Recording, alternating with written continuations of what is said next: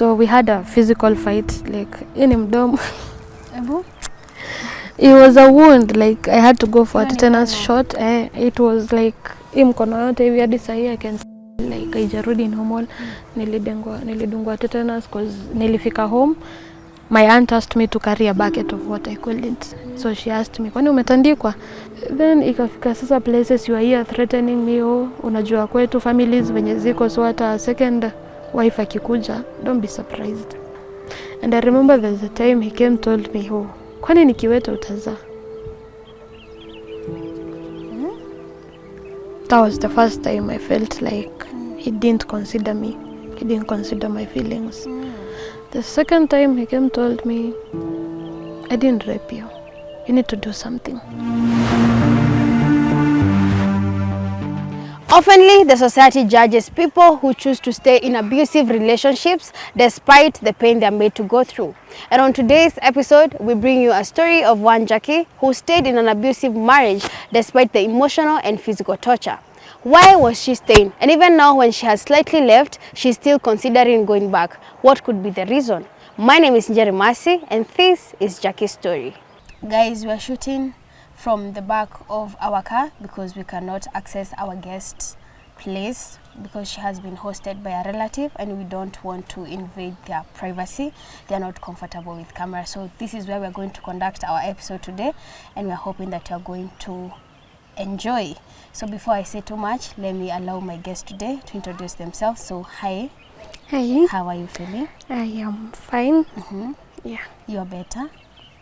Yeah, a little bit better. A little bit better. At least today you are smiling.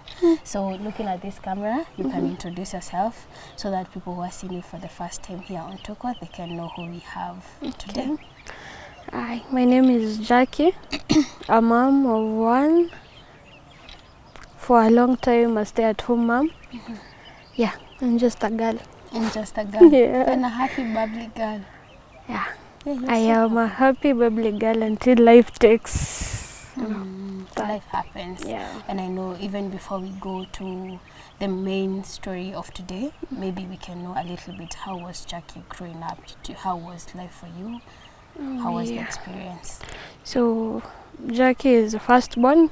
A daughter firstborn of a single mother of 4 daughters. So my whole life is ladies.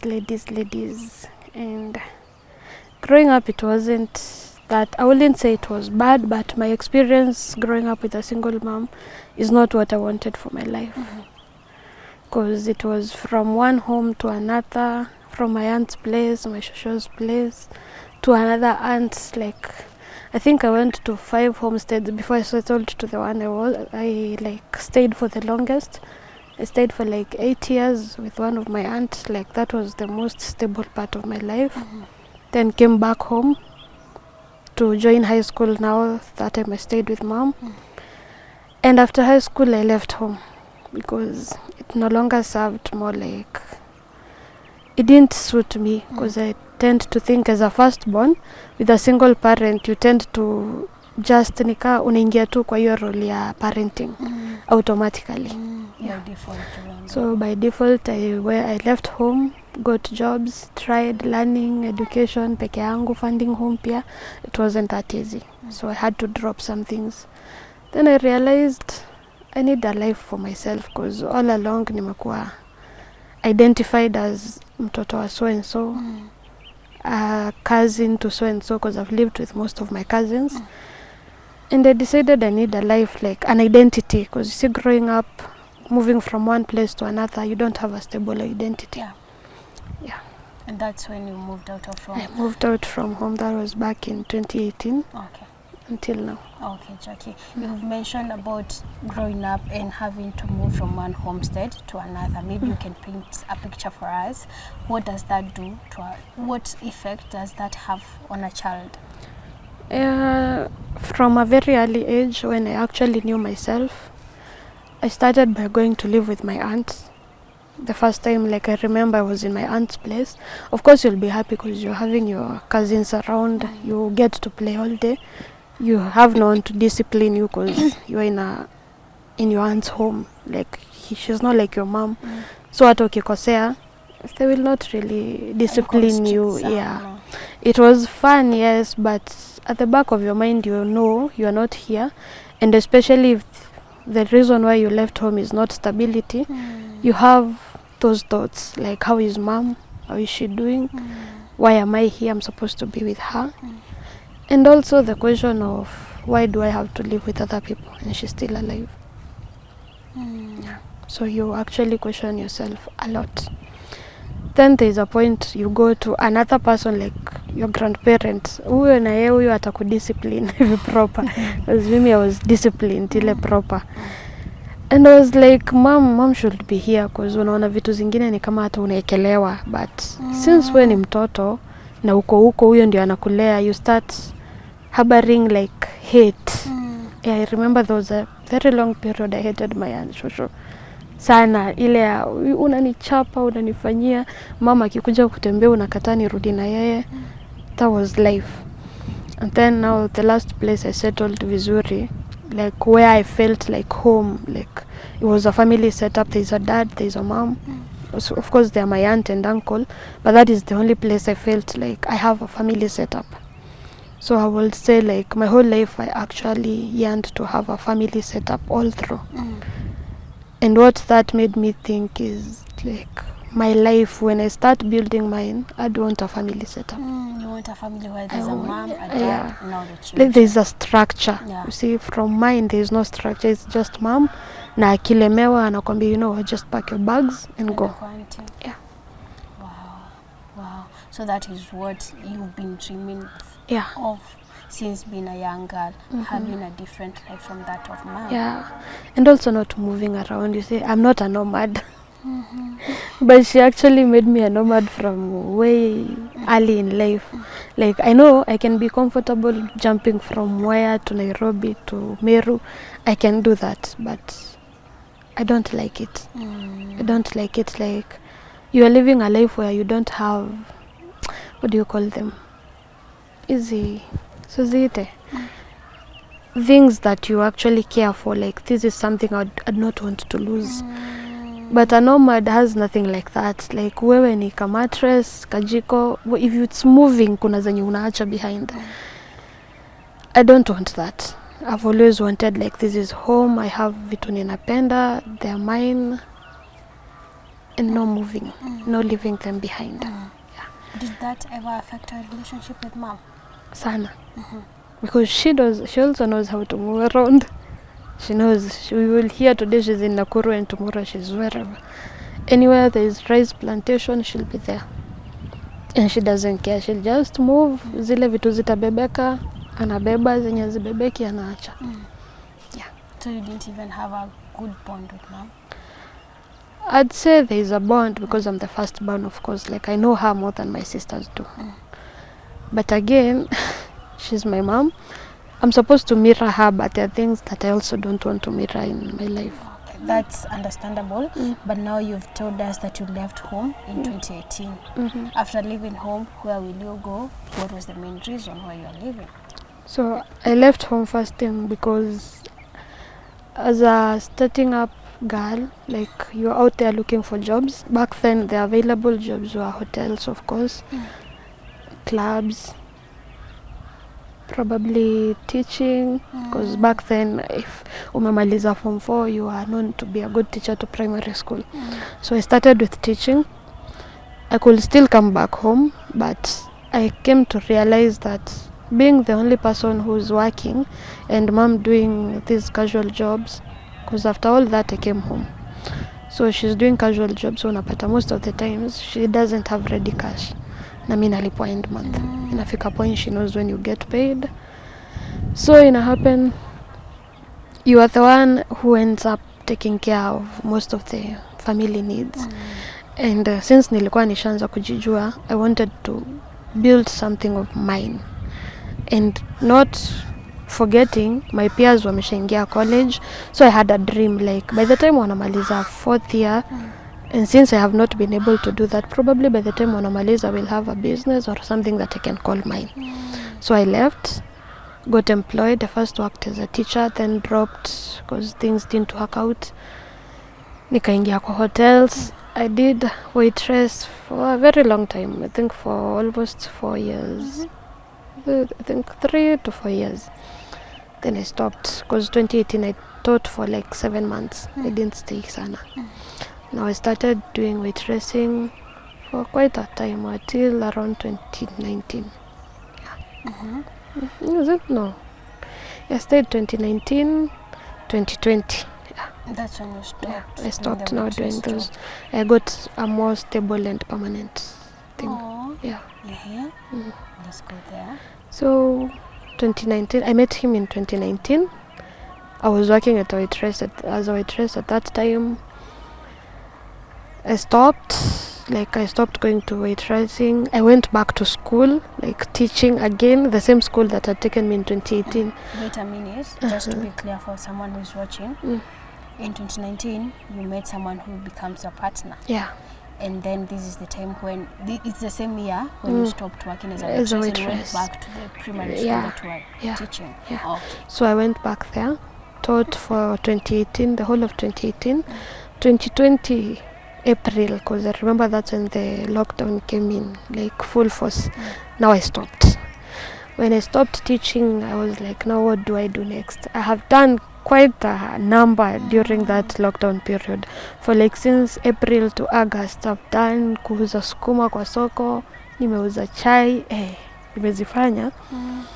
Then I found a job like courier clerks. Back then it was more efficient because kuna lockdown and foods are the only things that were allowed to go across. So they had demand for clerks.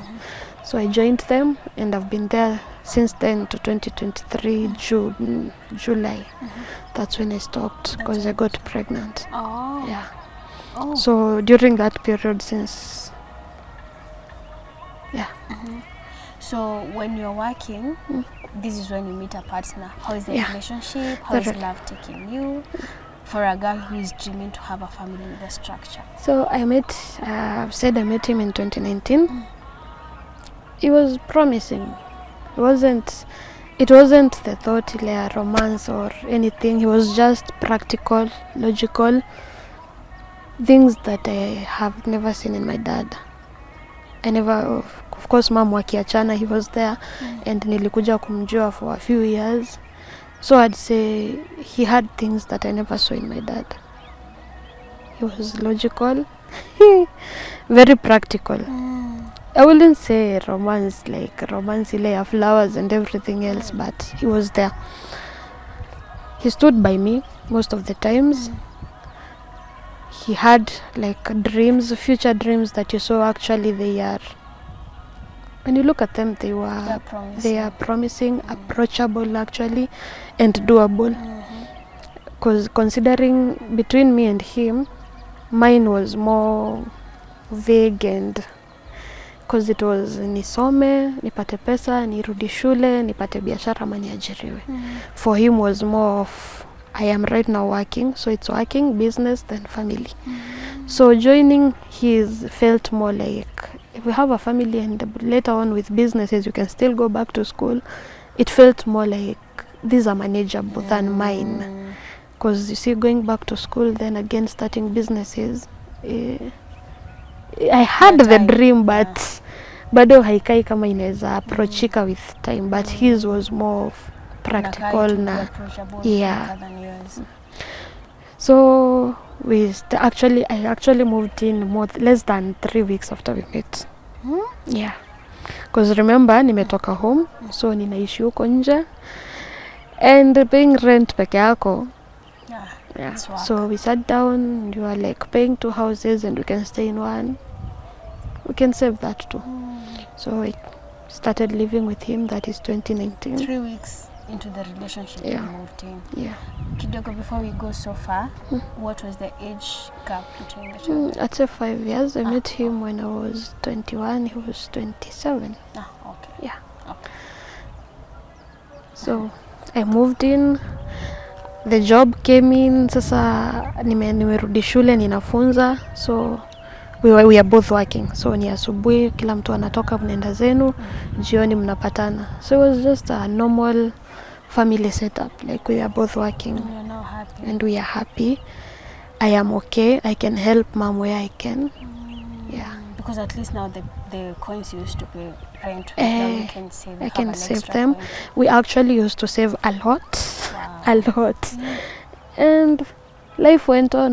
Then I came 2020. Kwanza ikakaanika itaisha. Because now lockdown has come in. Job yao watu wameleiwa off, but he was still at work, but he wasn't that much. So I had to, na mimi shule zimefungwa, so of course I have no income. And being a private school, you know how they go, mkiwa kama hamko kazi hakuna mshahara, so you have to look for options. I looked for those options. That's when I sold skuma with my sister. We used to go huku, hizi mashamba tumezitembea. Tukauza skuma, tukatoka huko, tukaanza kuuza chai asubuhi, then around saa 4 mumetokea na hizo skuma zilibaki mnauza. So during hizo episodes, that's when I found somebody who told me there's a place I can get a job. I got the job and it was a good one. It was promising, and it's a place where you get to grow, you expand your mind, you meet different kind of people. And it felt like a dream, because there was a time when I left school, I went to live with a cousin of mine in Nairobi, and she was doing like almost a similar job, but in logistics. It was a melee and stuff in the aeroplanes. So I felt like if this thing works, you can still actually grow from that and go to school, because I know where they go to school and all that. It felt like nimefika. Yeah. My life is settled. My life is settled. I have what I asked. It's okay. And haina vitu mingi. Yeah. So you continued, you're living with your partner and you're working. Yeah. And life is good. Life was very good. From there now, that is from 2020 August all the way to 2023 June. Mko tu sawa. Yeah, that is, it's just okay. Kaa ni shida ni zile tu zenye unaweza epuka, like things that don't lack, challenges hapa na pale, but it was okay. Yeah. Now 2023, I didn't know I was pregnant, but I had issues, a lot of issues. So I was told to go to Nairobi for like 2 weeks of work. It was work, so I had to go. He had issues with me, like that is when the problem started, because he didn't sleep home. And I decided, okay, you didn't sleep home, you've come, I am leaving today, so I will go, and I will not also sleep wherever I've told you I will sleep. Also, that is where issues started. Yeah. And he had not informed you? We had a fight. So he left and didn't come back home. Came the following morning that I was leaving for Nairobi, and I also decided, since you can go and not tell me where you are, I can also go and not tell you where I am. Yeah. And you left for work? And I left for work. Stayed for the whole week, then came back on a Saturday night. I was very sick. I had a flu that was not going away. And then that same week, that's when I come and realize now I'm pregnant, and I left. Then that same Sunday, as fate will have it, I never deleted messages from the previous week. So that is where the problems began. Yeah. Mine was more of like revenge. You didn't sleep home. I slept home. So today you get to sleep home, and I will not sleep home. But you're going for work. But I'm going for work. No, I went. The place I was supposed to sleep, I didn't sleep there that night. So the next morning niliamka nikaenda kazi. So where I was supposed to sleep, I slept the first day of work on Monday. Yeah. But on Sunday I never slept there. Then he found out. Yeah. So the problem began because he said I lied to him. I don't know what is wrong with men and lying, but he carried it all through. That is where the problem with the DNA issues came in. And he found out, like, place I went to Lukwakui via Kenol with a friend. That was Sam. But he actually never believes he's a friend. He's encountered that fight about friendship twice with Sam. Yeah. So he thought you were having an affair with... He's always thought, not he thought, he's always thought. That is where the paternity issue comes in. So he demanded to do a DNA test? He actually doesn't do it. He says he'll do it, but he doesn't do it. Oh, okay. Yeah. But he didn't believe that the pregnancy you were carrying was his? Yeah, to a point that there was a time he told me that I'm a working cemetery. And not saying that, I know there are just things that you can say when you're angry, but for me it felt like a blow on the face, considering we had gone to a doctor. I had issues with my menstrual flows, like I never used to have them for close to a year. And we went to the hospital, got the first test done. I was told it was okay, so I could only have them when I'm having medicine. And we were on our way to get a more permanent solution, but it needed money, more than 10k, so we were supposed to save for it. Now, immediately after we left the hospital, that's when he mentioned more like, probably at upati mimba because of the abortions you've done. I was like, what? We've been to the hospital with you, and I have never hidden anything from you, like you've always known everything. At a doctor akisuggest this, you're there, you know. So I started, like, I wouldn't say like I started being more conscious about sex or anything, but I really tried. Like I felt sasa hii ameanza kuitisha ile, hasemi directly like anataka mtoto, but ameanza kuitisha. Yeah. And now I get pregnant, then issues come, like ndio huyo umeanza kusema sijui mtoto si wako, ujui kani wako. When we ask for a DNA inakuwa tena utaki, like hauna pesa apparently, because he's catering for our needs. So he will always say the house and the bills come first, so the remaining should go there. But I tell you, for the last 1 year, 3 months, 4 months, he's never shown signs of it. But every time we have an argument, that's the card that he brings to the table, like sijui kani wangu. Mtoto si wangu. Yeah. You should take her trace. So yeah, it feels like nimekuwa in a position, I am not warm and I'm not cold. You never know, whatever he'd say today, like leo ni wake, kesho si wake. And he has always done the providing, like that one I'll give him 100 flat. Because I wouldn't say this child has ever lacked. But I know the moment I leave kwake, that's on me. Yeah. So how was he during your pregnancy journey? How was he supporting? Now, this is where men come in. They actually need to understand that a pregnant woman is a totally different person from the person you knew. I find out I'm pregnant like the same week he found out about where I slept. We go, I get tested, and he's there asking me, are you willing to abort? I'm like, you told me I can't have kids because I aborted. So and now you actually suggested abortion. He suggested abortion, and I was like, no. Wait, whatever comes, I'm ready for it. When you're getting pregnant, how many months were you in after moving in? When I got pregnant, after moving in with him, we stayed for like since that 2019 to 2023. Yeah, so it's like quite a years. Like almost 5 years. 4 years after moving in, that's when you're getting pregnant, and he's suggesting an abortion. Yeah. Wow. We were not ready. We were never ready because you remember he has a dream, business, then family. So we don't have the business. Now it looks like the family is gonna. The family is coming first. He's more of a perfectionist. So if things don't go his way, he'll unravel like very fast and very quickly. I did understand that, but I felt like you asking for an abortion, that's a blow on my face, considering you called me a walking cemetery. So no, I told him no, I'm not going to do it. I will not, whatever comes, I'll be ready for it. But the truth of the matter was, I knew I wasn't ready, but I also knew at the back of my mind, this might be my one shot, because remember, I don't get periods normally. So I took the process, like I actually left him behind, nilifika hosi mbele yake. He followed me, okay? We stayed, got the test done, everything, and now I started the journey. I'd say he was there for quite a few times, but most of the times that I actually tolerated him.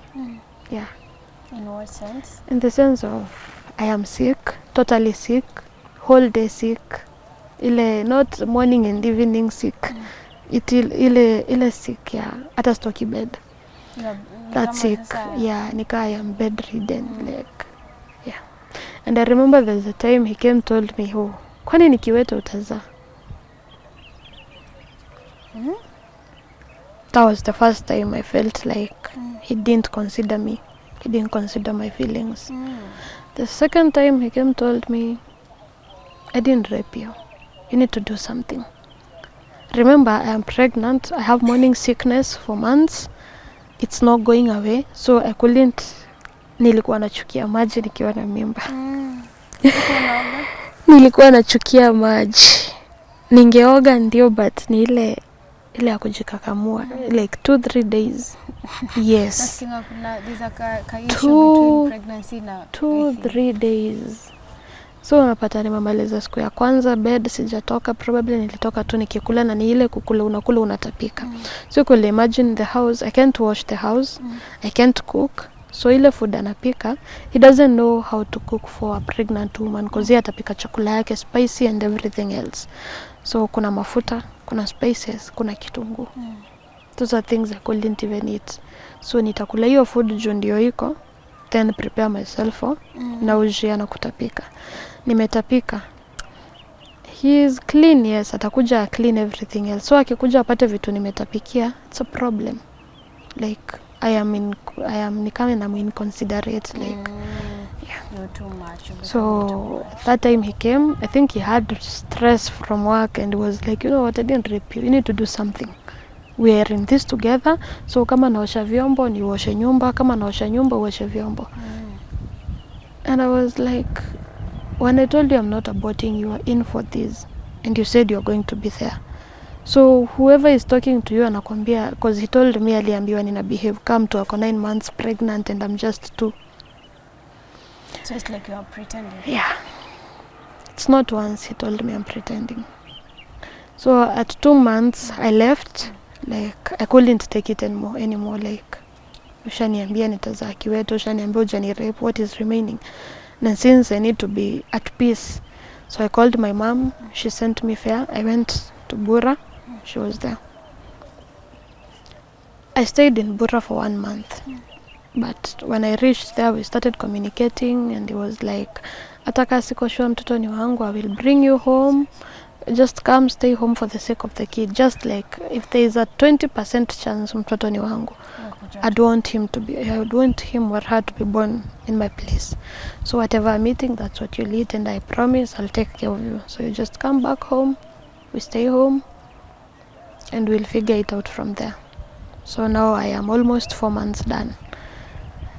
And I decided, okay, I'll come, yeah, because I've wanted a family, and that's what I want. If it means I'll get it, let me just go. I went back. Issues bado hazijaisha, but he understood. So alikuwa ananikatakatia kitunguu, anaiekelea kwa jiko, mimi natoka nje. So that's how we used to cook. And we stayed. He was okay for the remaining part of the journey. He was actually okay. Stayed, we did shopping, everything, and I felt like life has finally come back to normal. Finally everything is working out for me. Yeah. Was he taking you for the clinics? Yeah. Oh, okay. Used to, actually I think I was the only person mwenye alikuwa anapelekwa clinic. That one I got it like yeah. Lucky you. So now the pregnancy period is done. We are now about to have baby. Yeah, almost having the baby. Now I'm starting to have fears, like sina contractions, sina anything. I am 40+ weeks, nothing. I talked to him and he's like, we ngoja uchungu ikuje, wacha story mingi kaa kwa nyumba. I felt like he doesn't understand it like I do. Na mimi niko hapo najua 41 weeks zimepita, sasa tumeanza kuhesabu wiki ya pili. Remember, I didn't have my periods. So hata hosiwi tulifanya guesswork. Ile unasema ulipata periods lini? Okay. Because I remember the first month tuliambiwa I am already 12 weeks done. 12 weeks, that's 3 months. But it wasn't, because from July, 12 weeks I should have given birth in March or Feb. But I gave birth in April. Okay. Now, I waited for him after ameniambia like a couple of days, weka nyumbani, ngoja uchungu ikuje. Yeah, na ngoja uchungu. But I feel like I'm still fine. The baby is kicking, everything is okay, but nothing. 42 weeks zimeisha. I waited him, kuna places you wenda na akona mabeshte wengi wa magari. So there's a place they go. It was on a Sunday. I called a nurse. There's a nurse who lived next to us. Nikamwambia, venye kunaendelea, I don't know. Kaniambia, don't start guessing. Whatever you feel, whatever your instincts, just go to the hospital. So I went to the hospital, got admitted, everything. Nilimpigia simu nikiwa nimesha admitiwa. Nikamwambia, he told me, sasa tufanye aje na niko Meru.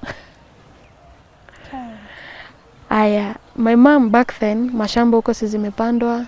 Sasa it's just this relaxing period, so alikuwa amerudi Mwea. So I just called her and my sister. Nikamwambia, mkujie nguo nilikuwa nishapack, ziko place fulani, nikuchukua tu mnilete. So you took yourself to the hospital? Yeah, I took myself to the hospital. And they told me actually you should have given birth 3 days ago. Like according to the scan walinifanyia 3 days ago. So I was like, okay. Nika-admitiwa, got scheduled for CS on a Monday. Still I'm not feeling anything. Mimi ninaona watu huko wako uchungu, but I'm still okay. So got scheduled in. He never came on that Sunday. Monday he didn't come because it was raining, like it was heavily raining. I was in April, very raining. So he came on Monday lunchtime. I stayed in the hospital.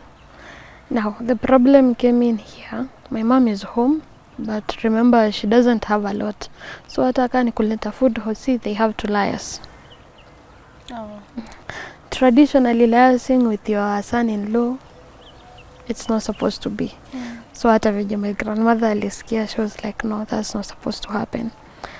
So I had to talk to them like, mama kuja your separate time na yata kuja time yake. Now sikufanya CS that Monday. It came on a Tuesday mchana. Tuesday nikafanyiwa CS. He had come in the morning to see me. So hata before afike home achange aende kazi, nikamwambia guess nimesheduliwa for CS. It will happen today. You see? Nikaenda CS nikatoka. Okay, hata sikutoka. Mtoto alitoka. Apparently from the story my mom told me is mtoto akitolewa theater walipatana. The dad and the child. Akawa ni mtoto wangu nataka nimuone. He went, saw the baby and left. He didn't even come to see you? He didn't see me. He saw the baby and left.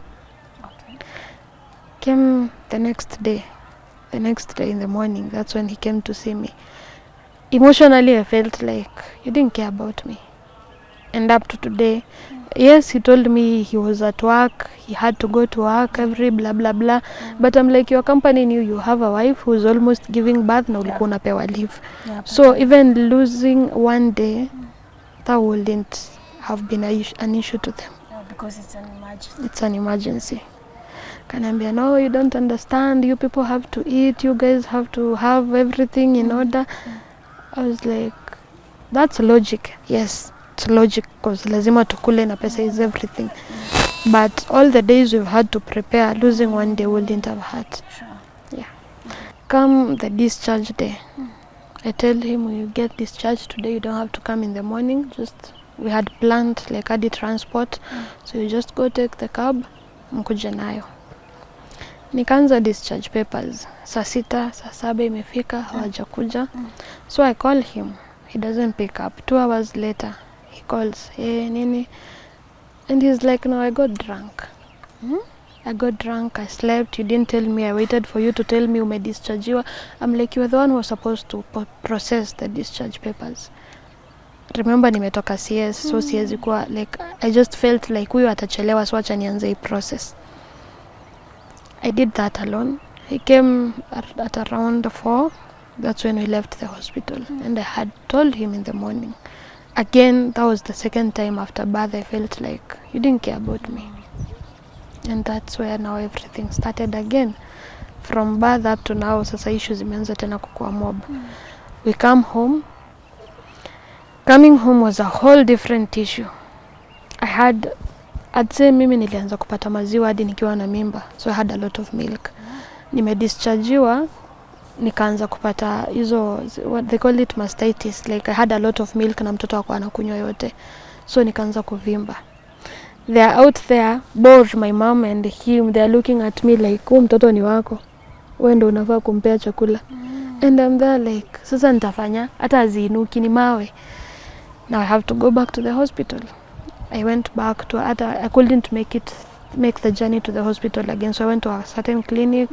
Akaniambia now you have to milk, like ukamue hiyo maziwa yote iishe yote na upatie mtoto ama umwage, whatever you decide to do with it. So again I felt like sasa they are all looking up to me, like hiyo ni jukumu yako. I hadn't really felt the weight of now it's me, like hiyo yote ni mimi.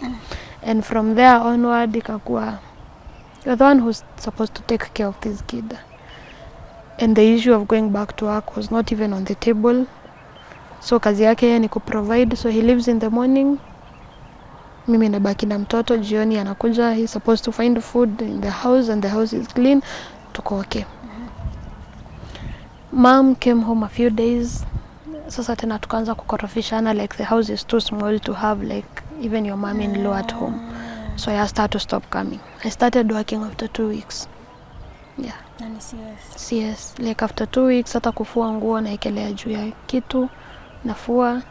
The house I could just, hata kama nikuketi chini you mop ukiwa umeketi, because it has to be clean. When he is free, he could help wherever he could, but of course it's not every day. Now the problem came when he started saying like anataka breakfast in the morning. The baby is not sleeping. So you can imagine mtoto hajalala, unataka breakfast asubuhi. Mahali mtoto analalia, probably that's why na mimi nina blackout. So hata akitoka I will not hear anything. He had very simple rules, and I'll still say they are simple. Just breakfast on the table in the morning, clean clothes, and a clean house akirudi jioni. I'm still adjusting. However you do it, that's none of my business. But nikirudi jioni nipate a clean house. In the morning nikiamka nipate food and breakfast on the table. Because I'm going to kuwatafutia. Nisipoenda kuwatafutia and I can't go on an empty stomach. And I was like, okay, I'll try do it. Now we are in a 1-bedroom house. So this one was easier because ningemsikia akitoka bed. Akitoka whatever slither atoke aende akaoge, by the time anaoga anapata breakfast. But now this became hard when tumehamia a 2-bedroom house. This 2-bedroom house akaanza kucomplain. Tukilala bed moja sisi wote watatu, it becomes a problem because mtoto akiamka hataki kuamshwa. Anaenda kazi asubuhi. So it's yeah. Banya mtoto, like when baby wakes up kama 2 a.m. 1 a.m. kulia. Yes. Hataki kuamshwa. Yeah. Hataki amshwe, si anaenda kazi asubuhi. So ikakuwa issue. He started coming home drunk. I told him now, okay, you've looked for every other way. He took the extra bedroom. So initially I had asked for a bigger house because the one we were in, clearly tuliingia tukiwa like just the 2 of us. So the house is full, it has everything. It didn't have anything, tukiingia just the sitting and the bedroom. Now mkona hadi kitchen, it's a small, like hatutoshei. So I kept asking him to hame, and he was reluctant because you see he's the only one who's providing. But for me it felt like negotiable because mtoto ameanza kucrawl, atacrawlia wapi? Like clearly in the video you could see like actually watu walikaita bed sitter. It isn't a bed sitter, but ni kadogo, like we had squeezed it kabisa, like tulikuwa tumekanyonga kamejaa. It's ni ukweli because kalikuwa kamejaa kabisa, like from the fridge zenye tulipai zote tumezieka in one place, hata hazitumiki because you can't even open the doors. So I was like tuhame sasa, like hata Mungu anakuonyeshaga when it's time to move to the next stage. But he was still reluctant, like I'm the only one who's providing. I told him, you know, niaje ile pesa ulikuwa unanipea yangu, so you're giving me 5k at the end of the month, take 3k because kuna nyumba tumepata, just add to the rent ya hapa, uko unaitumia, I will be okay with 2k. Now tumehamia bigger house, 2-bedroom, vitu za mtoi actually zimetosha in her room. The only thing amebakisha kufanya ni kulala kwa bed yake. She's still not okay with that. So the dad ameanza na mimi sitaki kuamshwa usiku. So instead of the baby going to the other room, he's the one who shifted. Yes. Kaenda kulala the extra room. In the extra room, he started coming home drunk because he know saisi wasumbui. So he started drinking again. He used to drink, but occasionally, because I found him drinking. I wouldn't say he was, I found him drinking. So now imekuwa like almost daily like anakuja amelewa. We started having arguments again, same arguments like I need breakfast on the table and food, clean clothes and jioni nikikuja the house is clean, mumeoga and there is food. According to him, that way we will have to unwind like pamoja without issues. Now if you don't plan yourself vizuri, most of the times utapata amekupata ka hujamaliza something. And the baby of course jioni anamngoja, so the moment ameingia kwa hawa taka niko na mtoto, the baby tends to shift to him because wewe ndio hujashinda nyumbani. So the problem came in when probably niko kitchen ninapika, ameingia mtoto amemwendea. He didn't want that, like nimechoka pia alafu ninakuja napata mjamaliza kazi, like lazima nishike mtoto. I was like, she's also your daughter. You being out there tunatafuta rent and everything else doesn't mean that duties. Yeah. So I actually tried. I know according to him he didn't notice me trying, but I tried cooking early. Mimi hata if you asked neighbors, by saa 9 I was outside the house. Nilikuwa naenda kutafuta supper. I start preparing supper, ndio probably by 6 nimemaliza kila kitu. Now kuna hizo days zenye he goes to work in far places. He comes home very late, probably saa 2 ya usiku. Those days, we had no issues.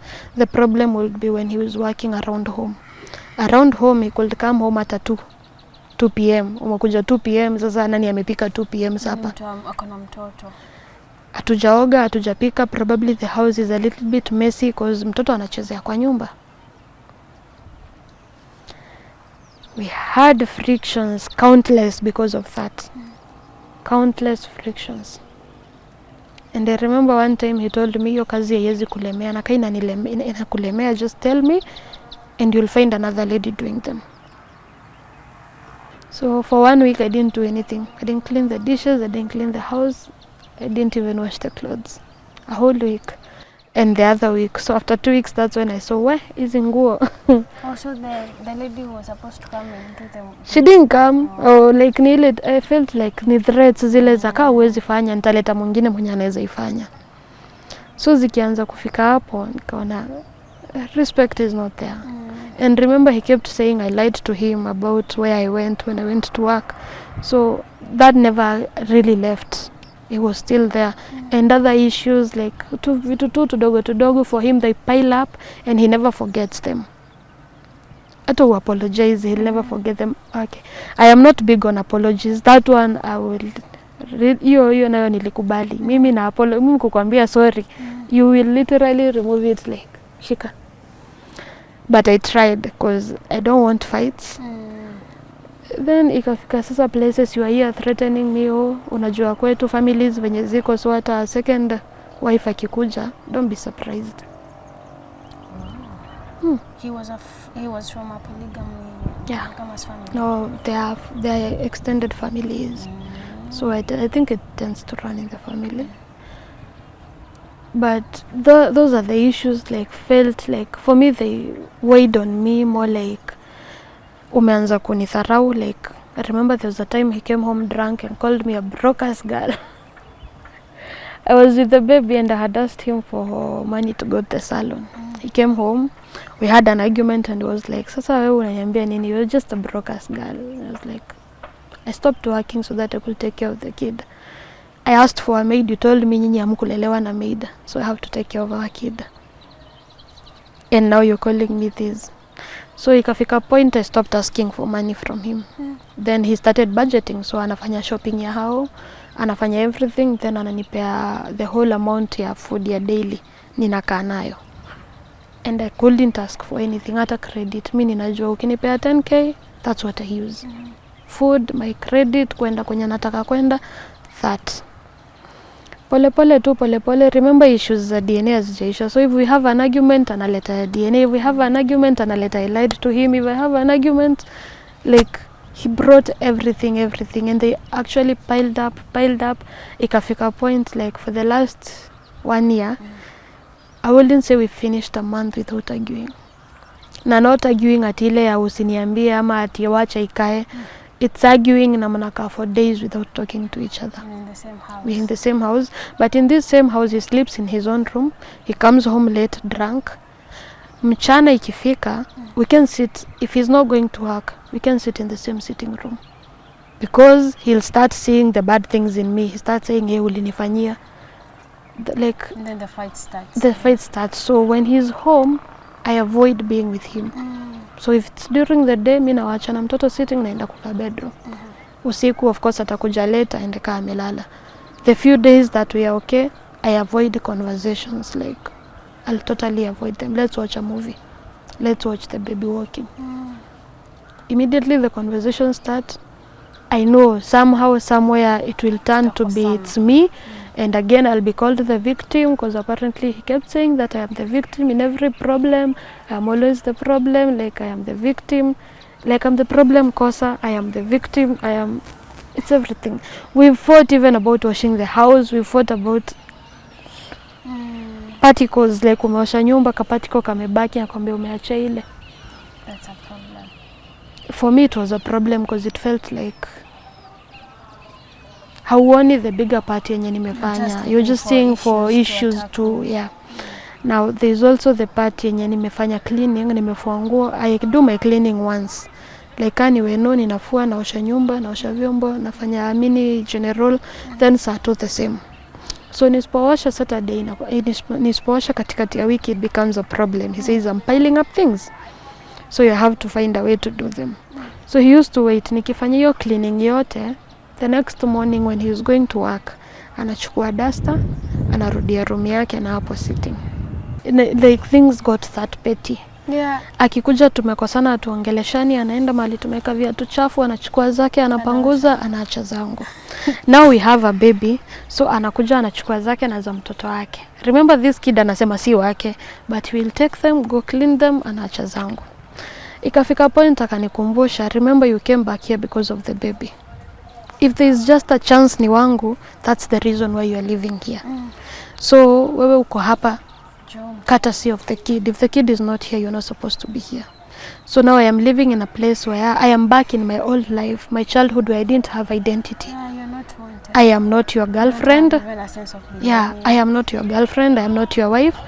You don't even acknowledge a baby mama because apparently you're not sure if this kid is yours. So I don't even belong here. I don't belong here. I remember I am not working, so I have no means of taking care of my daughter.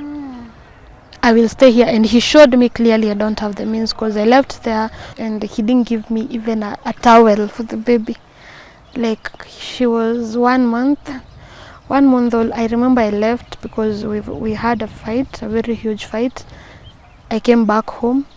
Remember mom ni laborer, so she has like nothing. Yeah.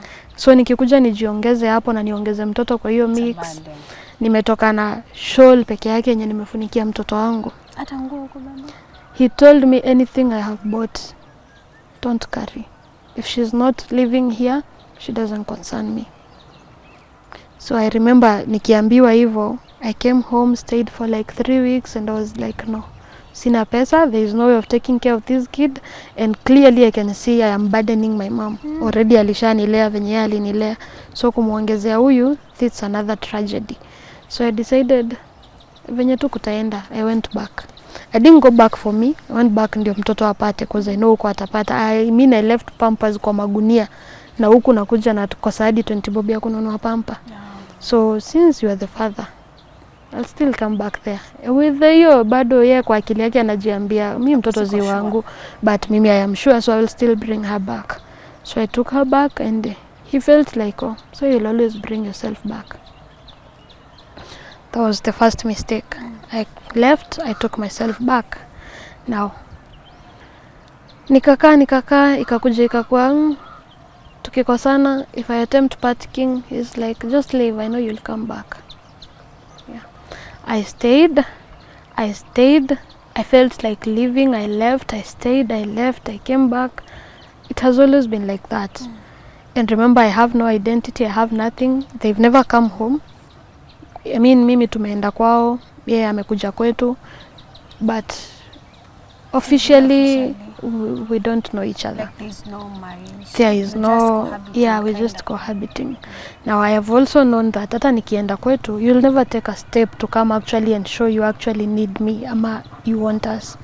Because now the first time I went to my grandmother's place was like a few months ago. That was in March. I think immediately after that video, after the one I had posted on TikTok, it was on Feb. Now the reason we were fighting was about moving from that other house. So we fought about it. I had even depression and I didn't know, like I am taking care of a kid, I am also taking care of you. Na wewe hata mentally you are not there for me. All you keep saying is, hey, I'm there financially. Osi nimekuletea pesa, nimekulipia bills. What else do you want from me? I'm like, the house is not just about finances. There are other parameters that you need to take care of. You as yourself. You keep saying you are the head of the house. I am taking charge of what you should be taking charge, but you are not actually there. And you are not taking care of us. So unaleta tu pesa unaondokea. If we are okay, you don't want to know. So I would say I had a really bad breakdown. Because that was the time I actually was mourning the person I used to be. Like the person mwenye hangeomba pesa, mtu mwenye if my sister asked for 100 bob I could afford. And I remember she was also having a bad time because I remember wameniitisha like 200 I couldn't have. And he had not left money in the house. So I felt like very down. When he came home he was still drunk. So we talked about it. It didn't turn out good. So after that video, I remember it was a very big saga because we actually had to call the cousin. There's a cousin who actually used to advise us. We had to call her and talk for like almost 3 hours. I had left the kid. I left alone. If you could watch it again, nilikuwa nimeshikilia tu sweater. So I talked and left the house. I went to a certain hoteli, iko na club juu. Nikakaa hapo kwa hiyo hoteli nje the whole night. I stayed outside. He was drunk, so I told him, if you can take care of the kid, then take care of him, take care of her. So we talked over the phone with the cousin. It was a 3-way call. So midway, tukasikia ame blackout, and the kid was crying in the background.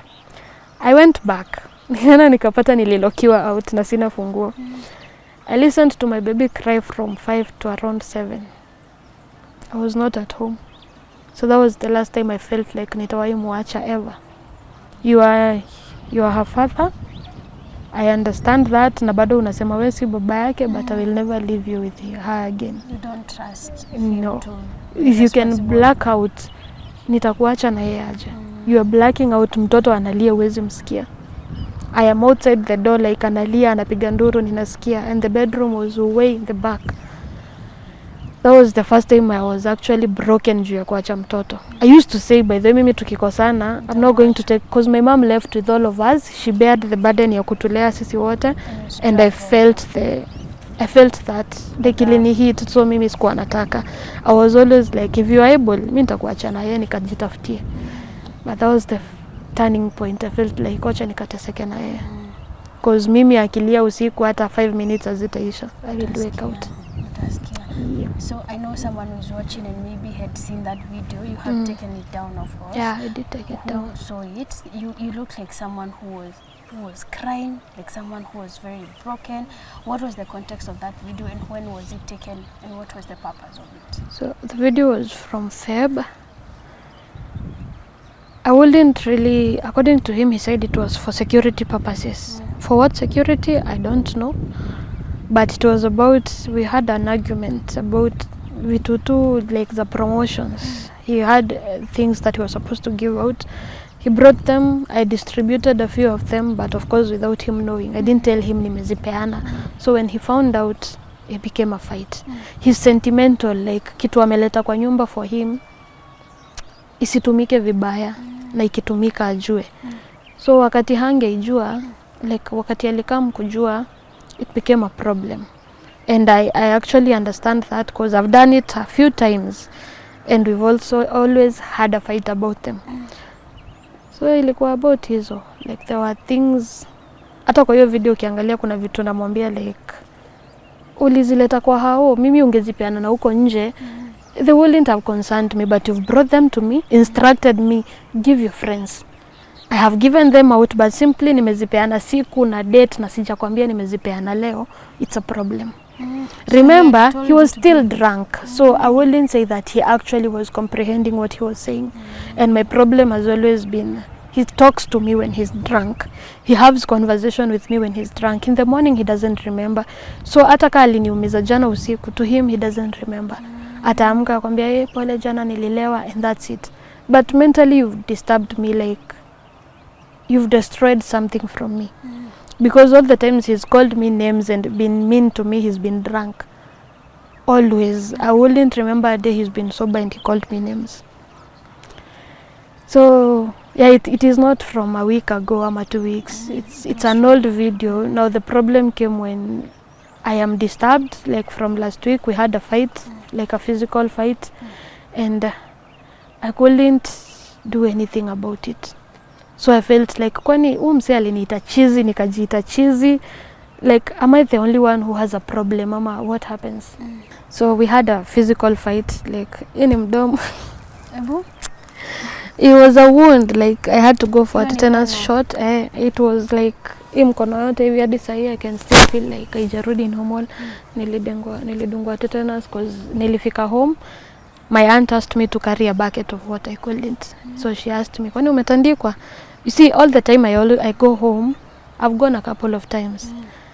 Haijawahi kuwa physical, ni ile tu na feel emotionally, I don't have peace. So I can be here. I try talk to him, naka like 2-3 weeks tunaongea.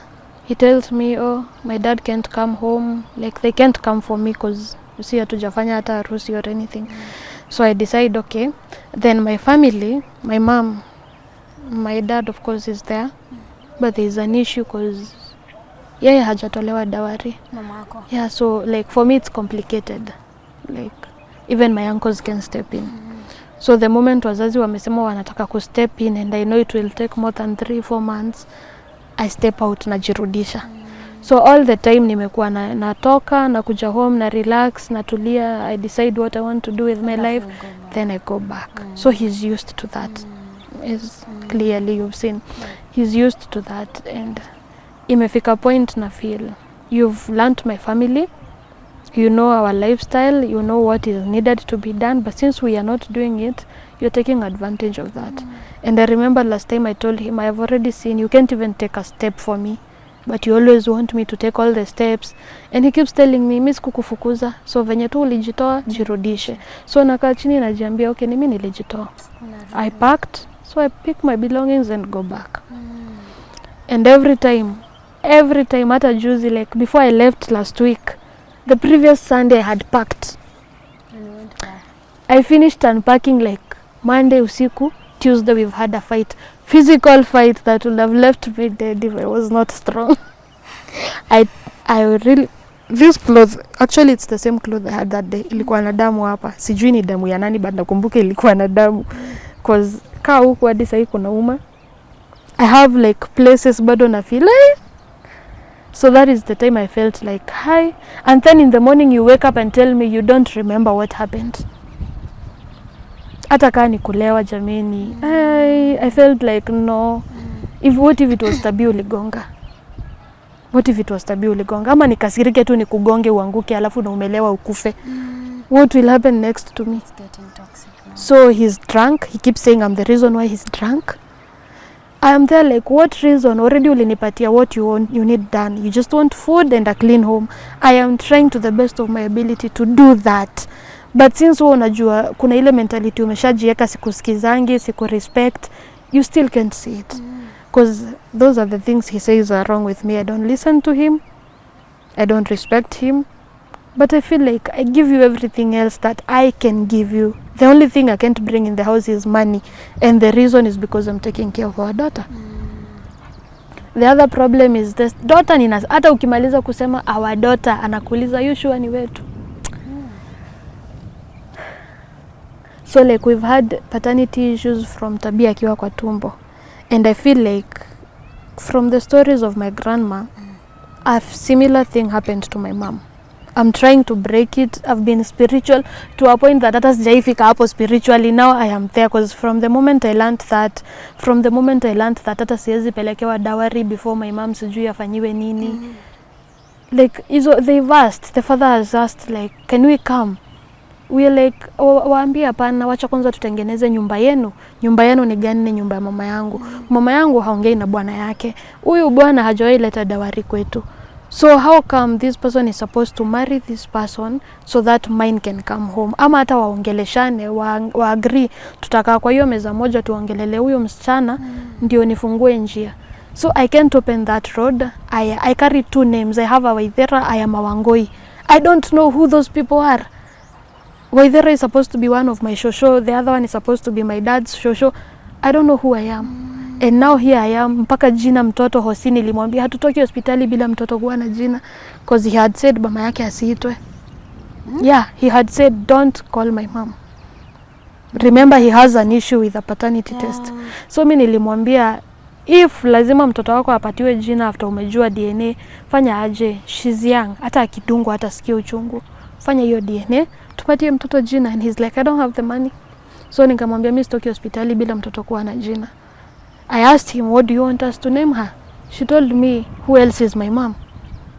He didn't tell me like muname mama yangu. He told me what is my mother called. So mimi nilijijazia nikaenda nikaita mtoto jina ya mama yake. Right now we have a problem. Our daughter is supposed to be baptized on end of August na sioni kama atabatizwa. Reason being the church we are going is theirs. Like I followed him up to church. Like you see that willingness of having a unit, like a family, a structured family. I was like, I will leave my family. That's what the Bible says. I don't have to have a grand wedding for me to know that this is what I'm supposed to do. Yeah. But I know I left my church. I followed you to yours. As much as Wendangi daily, I have a community there. I have started, like that was a commitment. Kwenda catechism for almost 2 months. And now I am asking you, will you be there on that day? And you're like, no, I don't think so. Yeah, I don't think so. So I am here. Right now I am trying to fight like, do I baptize her in their church? Do I withdraw ningoje akuwe mzima ajiseme hizo catechism abatizwe? Ama what happens next? So I am here. I have a family, but I don't actually have it. Again, now the structure is broken. And I wouldn't say that I am done with him. Of course, 6 years of love, you can just undo them in one day. And one beating will not take all that away. The problem is you get drunk, you come fight me. You get drunk, you come fight me. If I leave, you tell me uko nifukuza, so you will not beg me to bring me back home. Now, your family has known that. And it was out of bitterness that I posted that. Now, like every time unanieka bitterness, you know, like mi nilimwopenia hapo. Nimemleta home nikamwonyesha, you know what, this is how my mom lives. This is my family. Nimempeleka kwa shosho anamjua, and shosho knows this is the person they have. But now the problem is you actually don't know these people because officially hujakuja. And you don't feel, what do you call it? Like you don't feel the responsibility of having us. And love is not just love. It's not going to be love. It's supposed to be love, accountability, respect, peace. They are supposed to all come together. Mimi juzi hapo nimetandikwa, mtoto wangu anaamka anapiga nduru, siwezi muinua na wewe umeshableki na huko. So I was like, no, as much as I want her to grow in a home, like a family setup, it's not this. It's not this. So I know that I will be letting down my dream. Like I wanted a family, like ile father, mother, and my kids, like they grow up knowing like there's a mom and there's a dad. And I don't have to go visit him to see that. I don't have to go. So from the first beating, I stayed because I actually wanted that, the family structure. And I remember hata nikiwa mdogo I used to sing that song. There's like a song we used to sing like, all I want is a happy family. Like I don't want the sweets and the gifts. And I used to sing it like nilikuwa najiconsole because holidays nimetoka kwa auntie yangu, that's a family, iko na baba, mama na watoto. Mimi nikiingia huko I am the cousin, but the best part was they were both boys, so they adored me like I was the only girl. Nikirudi huko napata, yes, we are all girls, but again hatuna a family model. Mama kikosa tunaenda kwa shosho. akikosa kwa shosho. Hakuna Hakuna place ingine. The father mkipatana na yeye huko ukose uende umwambie mama yako umepatiwa 100 na yeye, you will hear the language through the phone hadi matusi zinafuatana kufuatana. I didn't want that for my family. But again sasa nilikaa chini nikaona I have stayed because of that. Like Tabi has to have a family feature. Cause mimi sina. Na he knows that. So the fact that he knows I will stay for the family. The problem like sijui ni pride, kiburi like inaingilia hapo.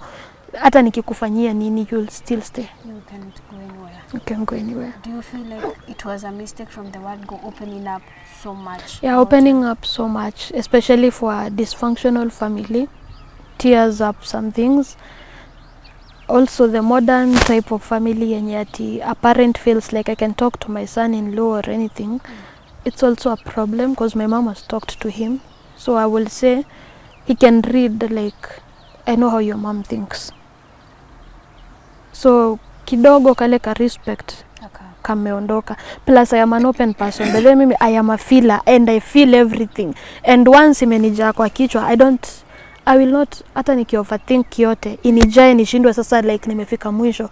I'll just burst out. And if I burst out hata ziwe ni how many secrets za ndani wapi, I'll tell you because the reason my mom knows him is because I tell her what I am feeling. And I will tell her when nimefika mwisho. She's my best comforter, like she's my prayer person. And there's also another mom, like I have now my spiritual mom mwenye sasa ule nilikaa chini nikamwambia you know what is what I'm going through. Because I remember the first time I left with Tabi, hii mto ilikuwa imeflood because kulikuwa kumejaa maji. I was like msee ametunyima hadi nguo. So nikiacha Tabi mimi nikufe, he will take Tabi and he'll take care of her. So I called that woman and told her, so unajua kwenye tunakaa sahi, we used to live somewhere pale juu. And it was flooding, like maji ilikuwa imefika hadi na huko. And I was like pale nikijirusha tu hivi, si ninajua mahali outline ya mto iko hata kama kumeflood, niende tu nitapatikana mahali ni huko chini. So I called her. I was left alone because sasa nimekuja kwa mom has to look for money for us. Remember I am like nimetoka CS hata sijamaliza miezi 2. So she knew I still had to eat and everything else. Hii place venye una feel kuko quiet hivyo, imagine being in a room kenyeka kona two plastic chairs and a mattress. Simu hauna hata pesa ya bundles, hauna pampers, hauna nini, ni wewe na mtoto wako kwa nyumba throughout the day. Na umetoka kwako. I was depressed ile ya no, life has to end here. I called her and told her, me by the way, si akona kila kitu, akona manguo na anajigamba hapo anaweza pata mwanamke in any minute. Akuja achukue mtoto wale. Si nikimuondokea ni hivyo. It was to that point I was suicidal, like ile ya no, I'm not going to live this kind of life. And I still feel like as much as watu wako hapo wananiambia muache, I found him when he was a good person and I know there is good in him. That is one thing I know that I wouldn't say he will change because even staying for there are people, actually there is a lot of women in my DMs like hata mimi nimekaa nimemvumilia najua atabadilika. I know people don't change overnight and I wouldn't trust that nitakaa hapo ndio a change. If I told I will ever stay, I will stay because I know that the good he has in him is still there. But he has a lot of work to be done. Like yeye mwenyewe ajifanyie, si mimi nimfanyie. Because when a man asks you to be his peace, you can't be his peace. Peace like we mwenyewe lazima uradiate peace from inside. Ndio ionekane kwa nyumba yako. So when the head doesn't have the peace, what happens to the family? Hakuna peace. Na yeye anakuja ananiambia, hey, you're supposed to be my peace. I can't be your peace if you're not mine. And I kept telling him, every time you give me peace, I'll give it back to you. Ukikuja nyumbani umelewa hapo unipate nimekasirika unaniuliza what's wrong. Ulinitusi jana usiku ukiwa mlevi na in the morning you want to kiss me how? Alafu mimi I'm not that. Just leave me. Let me be. So our family ended up like sasa you are living on your own room, like uko in your own life. Ukiamka siwezi sikia na probably mimi na Tabi tumelala saa 9 asubuhi. Aya, the other problem is you want me to leave breakfast hapa saa 9 asubuhi, utaipata ikiwa baridi. Hotpot tu na naambia hata nunua moja basi nikuwekeange kitu najua utapata ikiwa warm asubuhi. Anaambia sasa you live and dictate what I eat. I'm not dictating. It is meet me in the middle. You know I don't like cold food. I know you don't like hot food. So what is in the middle? Something warm. Yeah. Ako like, no, you're dictating what I'm telling. Just, I want you to love me venye mimi nataka. Na mimi nikupende vile unataka. But if that can't happen, then meet us in the center. Kuja na yenye mimi nataka. Unataka food asubuhi saa 9 ndio usiende bila. Then bring a hot pot yenye mimi nikipika mayai. Najua by morning itakuwa warm. Flask we have it, but he doesn't take tea. So hata in the morning si ati ni chakula mingi. Probably food ya jana ama mangwashe, mandoma. Just those. Sasa zikiwa baridi na una hata chai, how do you even take that? Me refused. I said, mimi sitakuwa naiweka kwa meza. And he was like, no, you will not tell me what to eat. That's a fight in our home. A very huge fight. And I acknowledge that. But I also want him to meet me in the center. Fights, ikifika ni fights, I wouldn't blame him. And I will blame both of us because we both have the part to play. Yeah. Well, another reason for staying, embarrassment. Leaving your family will embarrass you to the ends of the world. Leaving your marriage. Imagine. So nimekaa home like just 1 week.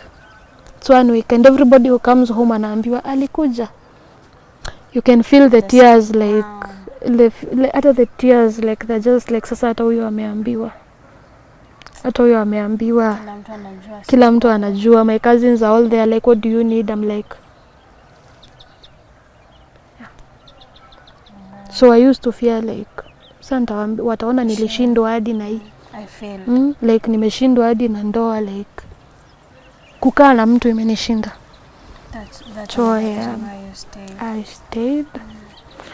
And they believe that ata change, but I came to realize that doesn't work. Change doesn't just come. Na ni ile unless amgukiwe na Roho Mtakatifu amwambie change, he will never change. Kuna vitu you don't just change. There's someone who's watching this video, and I know even from what good thing you're taking accountability of your mistakes too, and also someone who is watching ako like, mbona anatuambia story kama she's not gonna leave the marriage, even after the abuse, even after everything. What's the purpose of you sharing the story if you're not gonna leave the marriage? One thing I'd say, I'm a strong lady. Whatever I posted, I told you it misled people because I know myself. Yeah. The first thing that made me stay sana was finances. But I realized even staying without finances is making me like a doormat. Hauna. So I decided, kwani nikitoka, what will happen? What will happen? I used to work for myself. He found me independent. I never asked him hata for money a salon for the longest time. Hata nikifanya kazi. Hata akikupea ni ile anajua uko nayo but shika. So the moment I stayed because I didn't have, he felt like hata mimi nachoka kukutafutia, to a point that he told me you are misusing my money. That was another sting that ilinipiga like ile ya. And I remember there was a Sunday alinipatia 100 bob niende snacks. I used to the last coin. And he was like, ungebakisha hata change 100 bob. I remember telling him nitatafuta kazi ndo swai niuliza mbona sijabakisha change. So I know I am strong. I know he is strong. And together kama tuko na adabu, like put your ego down, I put mine down. Tabi can have a firm home. A firm foundation. I'm not saying that I'll go back today or tomorrow. That is something for the future. And people judging from outside, they actually don't know what's going from the inside. Most people point like walimfanya akakuwa yeye ndio the bad person. But we both took part in it. Just that I was hurting differently and more. I am hurting more, and I'm not excusing his behaviors because he has some really bad behaviors. Hata asipozi kubali, they are there. But he's the person I chose. And the moment he approached me, I actually felt like now this is where we are going. The other thing is, it's not just that easy. For me, I feel like having grown with a single parent, adding another daughter to a sasa sijui step family, sijui tabia naita nani anko, kidogo anamuita daddy. No, mimi see you for that. I'm not saying being a single person is a sin. It's not a sin if that's where you want to be. But I know myself, I am a lover. I thrive in a structured thing. Because hiyo time yote nimeishi nikizunguka, I was not really myself. But the moment I found a structured family, I stayed. My education was good, like I had a life, I had like everything, hata socially. But hizi zingine zote za kuzurura, nimeenda kwa auntie fulani, I couldn't even make friends. Because I knew after 4-5 weeks I'm out. Yeah. But the moment I found a place, I stayed for 8-9 years. I have friends who up to date we still talk. Actually, hata wananiuliza mbona usirudi nyumbani? I'm like, that's not really home, but it's home. I can always come back if worst comes to worst, but I know who I am. And deep down I also know him. This was just an outburst ile ya, you're not supposed to do this to me. And I'd want to hear what people are saying, because umeniita mjinga nikajiita mjinga. So am I like crazy ama is it that nimefika point nikakuwa I am all negative? Like unaona ushika kwa nyumba yenye unafili nyumba ainieki, like there's a problem, like there's evil. So I actually sat down and thought, you took the video, okay, because I was deleting my memories. I was very mad. I was going through those my videos, pictures, nazidelete zote, nazitoa, nazifanyia hizo vitu zote. So when I found that one and listened to it, I was like, kwani nakuanga mjinga? So I was like, I had a quite a following. So I was like, na nikiwa postia si wataniambia ukweli, because mtu anaangalia from outside hana biasness. The problem is just that ni side moja ya story, but hamna biasness. So I posted it and waited. I think I waited for way too long until it kind of viral. But nilikaa chini nikaangalia and I was like, actually I'm not mad. Ni venye tu nimekaa kwa nyumba, mtu ameniita majina nikajiita hizo majina. And he's sitting down, he's out there, yeye anapitana na wasichana warembo venye nilikuwa kitambo. Anakuja ananipata nimevaa kidera kinanuka maziwa, mtoto ametoa carpets, ametoanisha kila kitu.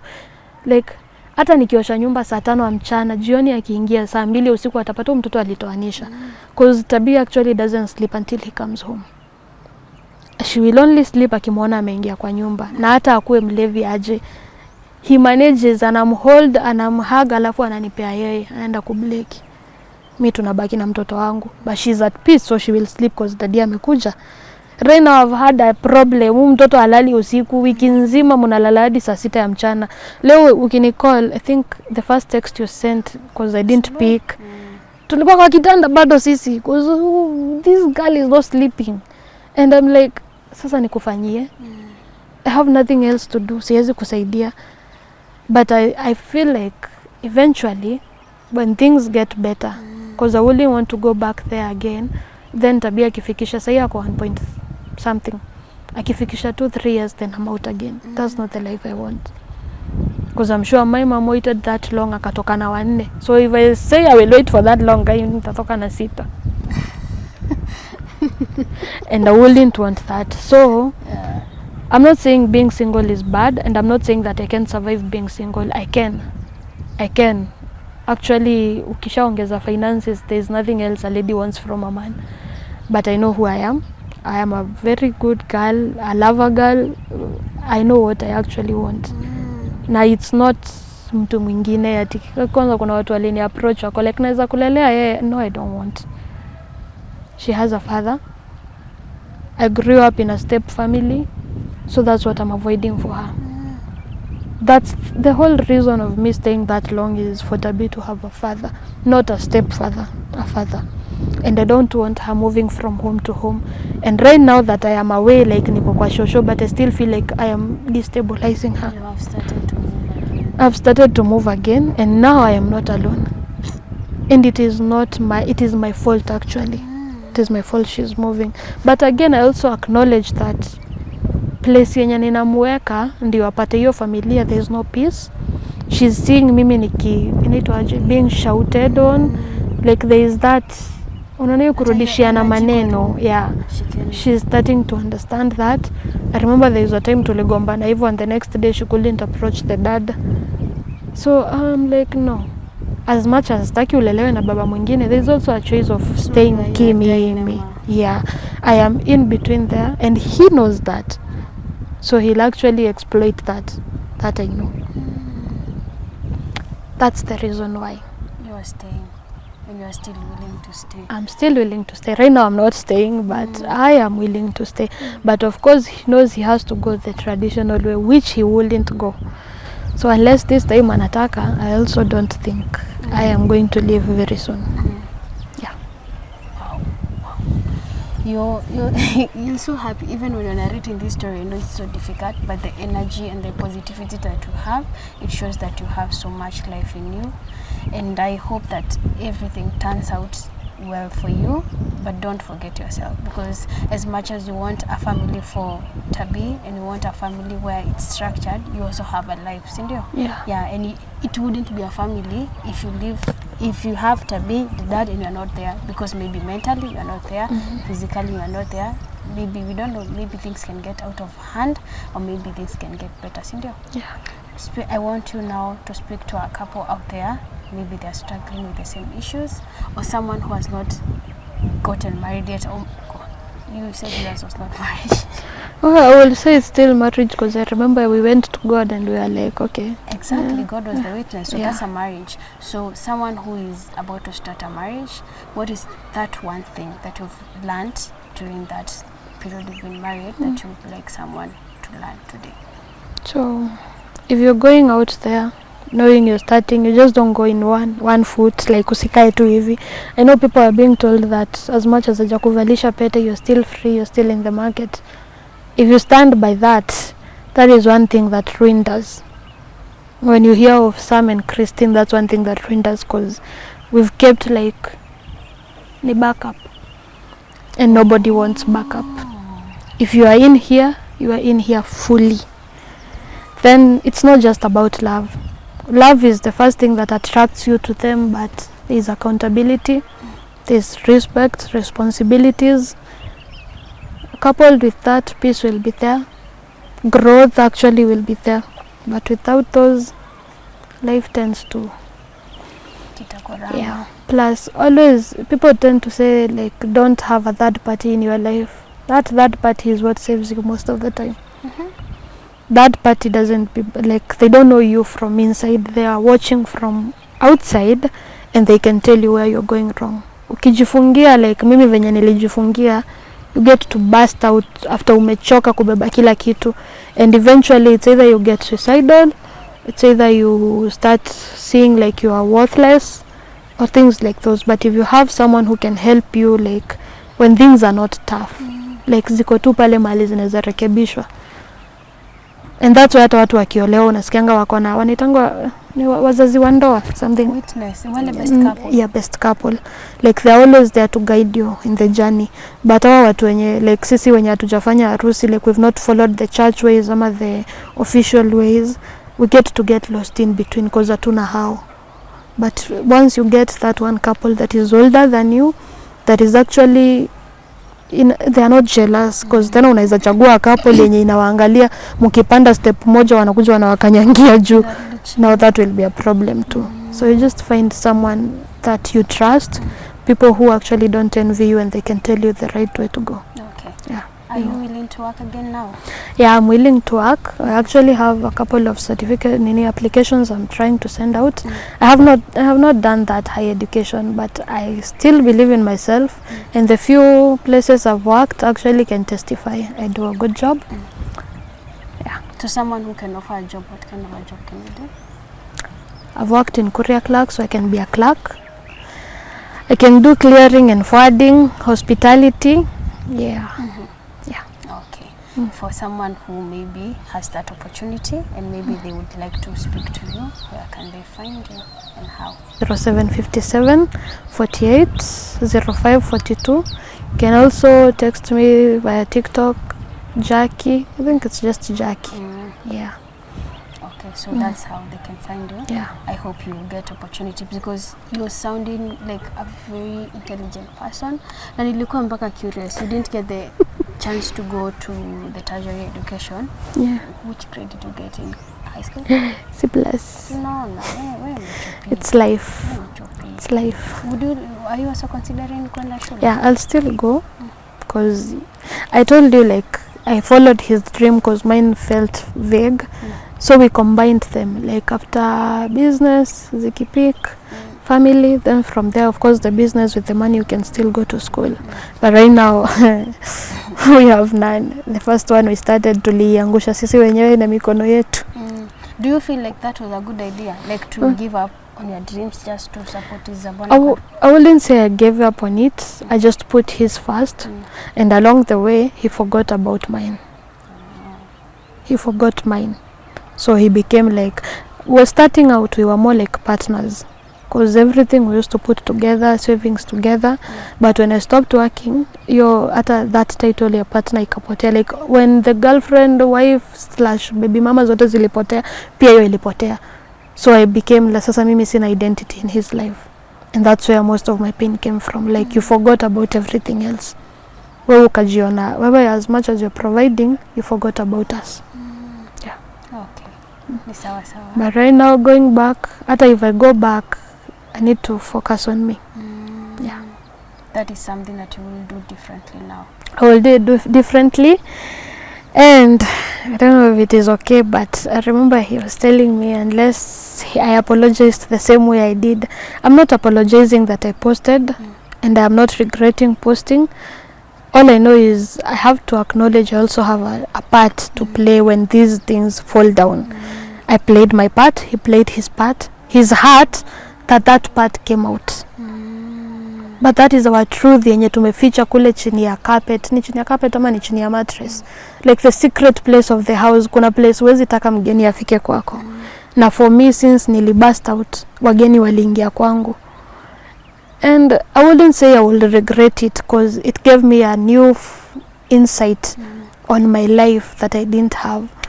Na ikanisaidia hata actually kurudisha a few segments of life that I had lost. It's been a very long time kutoka somebody told me, but when ni mrembo, I was like, wait, people still see this and I am a mother. Like, yeah, everything alikuwa anaona ni madera zimejaa maziwa tu. Akiingia kwa nyumba anapata ni chakula tu. Like, I had no other.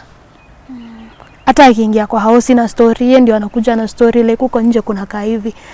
I never used to leave home. Tukitoka labda hapo nje tabia acheze na wenzake alafu turudi kwa nyumba. So mimi sina life. Even my friends, most of them lost, because you see friends na wao pia wanataka outings and everything. But I understood mimi sina pesa, so I will not kufinyilia ndio ni enjoy. So ukikuja uniambie na misuse pesa yako, nitasikia nimeumwa, because there are things nimeacha huko nje. Kuna opportunities probably hata kwenda out nilipata nika decline because I didn't have the money. And I understand right now ile pesa uko nayo ni ya nyumba peke yake. So now you're trying to start living again. I was starting to live again as Jackie. I am trying to actually focus on me. If he tries to, you see, I have to try. He has to try. This time around, I'm not going to follow him back. Like, no, you have to do it the right way. You have to come your half. See, hata Biblia inasema utaacha baba yako na mama yako, niache wangu tupatane. Sasa this, for me, it has always been, mimi ndio naacha kwetu na kufuata. Where you don't even make an inch. I just come and you're like, yo isijirudie tena. But it has always repeated itself. It has always, like, hizo issues zimekuwa tu hapo. Like, since 2023, it's the same issues all over again. So as in a tofauti. So he knows what to do. I know what to do. If he's willing to do it, well and good. If he's not, I have to make peace with that. Yeah. Okay. Well, so mine is just to wish you all the best, and I hope the best turns out to be the best. Yeah, not the worst. best. The best has to be the best. And all the best. May you get those jobs. May you get that family structure. May you get that happiness, and may you get that Jackie back. Sindio? Yeah. And I can't wait to see you ukiwa and thriving. You'll see Jackie. I hope she comes back. She will. It's just a spark that got lost. Yeah, she's still back. in there. Yeah. She will come back. Sindio? Sawa. How did you feel having this conversation? It's more like a therapy. Yeah. Feels like therapy. And I will admit there's a point that I didn't want to do it. I talked to some friends and they were like, oh, and you told me if I am sure I'm not going back, don't do it. Kuna point nilikuwa nimesema sitaifanya. But it feels nice. And I hope it's informing. So I thought nimesema kuna wamama wengi wamenitext hapo wanasema I have like almost 20. Oh, hata mimi niko tu huko vumilia. Yeah. Okay. It feels nice. Okay. Yeah. We are happy. Thank you for creating this time for us, and even thank you for allowing us to hear your story. You know, someone who's watching has picked a thing or two. Yeah, I hope they do. Yeah. And to you, our viewer, thank you for sticking with us up to this point of today's episode. As usual, remember that Jackie's number will be on your screen and also on the pinned comment below. Remember, if you're watching this episode and you haven't yet subscribed to this channel, kindly take a moment and do subscribe and support this channel. Until next time, my name is Njerumasi. Just keep it tuko.